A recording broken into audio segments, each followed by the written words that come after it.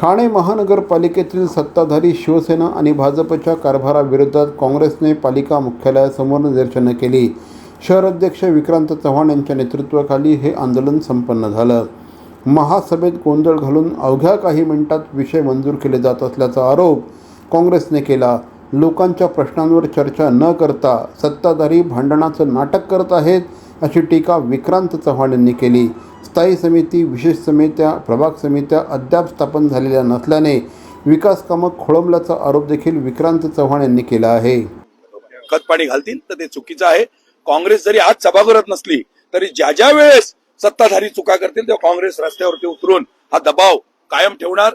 काँग्रेस यांच्यावरती पुढच्या महासभेमध्ये आतच बसून राहणार सगळे काँग्रेसचे कार्यकर्ते.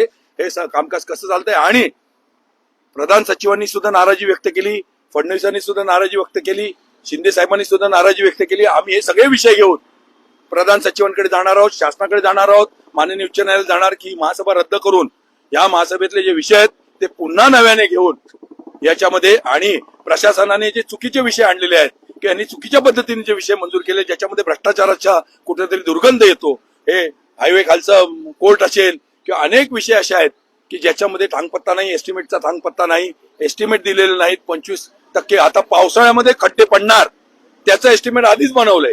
आता पावसाळ्यामध्ये 25 लाखाचे खड्डे पडणार की 1 कोटीचे खड्डे पडणार. यांना म्हणजे ही एक फार्स आहे. ही महापालिका आधीच लुटून खाल्लेली आहे लोकांनी आणि आता उरलं सुरलं पण ओरबडायला निघालेत. लोकांची देणी बाकी आहेत.